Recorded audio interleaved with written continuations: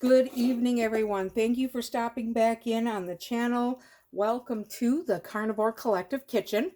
Tonight, I did decide to make some hamburger soup. Another very simple, easy, quick recipe. We're going to start off with browning our ground beef. I'm just going to add a little bit of salt. Not a lot to start with. I don't, particularly care for a ton of salt. So while I have that ground beef going, I have a little bit of extra fat from some steak that I may or may not add into the soup once it's going. So I'm just going to kind of slide this in here so you can see. So this is just some fat that I bought from my butcher. Usually I take that, dice it up, and I air fry it till it's crispy. Good stuff, let me tell you. Right now, we'll just take it as it comes. This is 80-20, but sometimes, well, they say it's 80-20. This actually looks pretty lean, but I'm going to see how fatty it looks once it's cooked out a little bit more and when I start adding my beef broth. You can tell this is starting to cook up quite nicely, and surprisingly, it is giving me a lot more fat than I had expected. And I'm happy about that because I'm going to save those beef steak trimmings for a snack for tomorrow instead of putting them in here. So we're just going to let this cook. You could add the beef stock or bone broth or whatever it is that you want to do at this point. There's just a little bit of pink, and that of course is going to cook up. I just prefer to cook it pretty much all the way through and get all that ground beef small. So I have a Chef's Covered cooking stock, and it is a brand that I buy at Aldi, and I just kind of add however much I feel like adding. If I want it more brothy, if I want it a little more meaty, it just depends on what my mood is. Now tonight I want a little bit more meat than broth because I've been craving this all day. That is about half of my container, and so the container is 32 ounces, so 16 ounces are in there.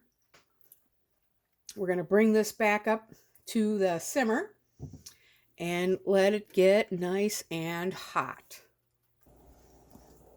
All right, so you can see that is coming to a boil.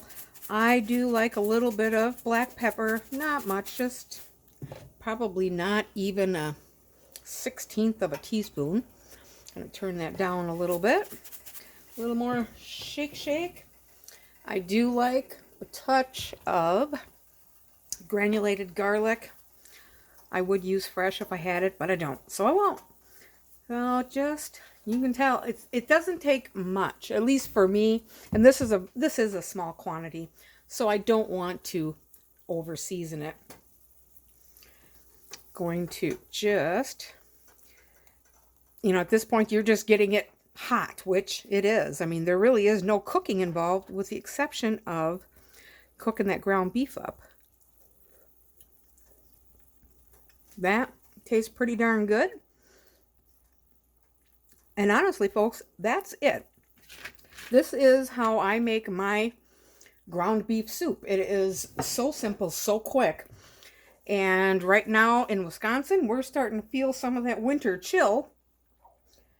So I will be making a lot of soups and different stews and those warm, comforting meals. So let's turn this off, plate it up, and show you what we've got as a finished product. All right, folks, here we have just a little bit dished up in a bowl, and I just couldn't leave well enough alone because I made a little bit of extra bacon from this morning, and I just couldn't eat it all. So why not have a little beef soup with a little garnish of some crispy bacon? So there you have it, folks. Quick, simple. I think the whole meal might have cost about $6. The beef stock was about $1.29. The most expensive part of the meal was the ground beef. That was about $5.50 for that pound. The few pennies worth of bacon there, how do you even quantify a dollar on that? I'm not going to sweat it. But there you go. A quick and easy beef soup. Just ground beef and a little bit of bacon and some beef broth. So there you have it. Another simple, quick, easy meal. I don't know if you'd call it a recipe or not with so few ingredients, but I gotta love it.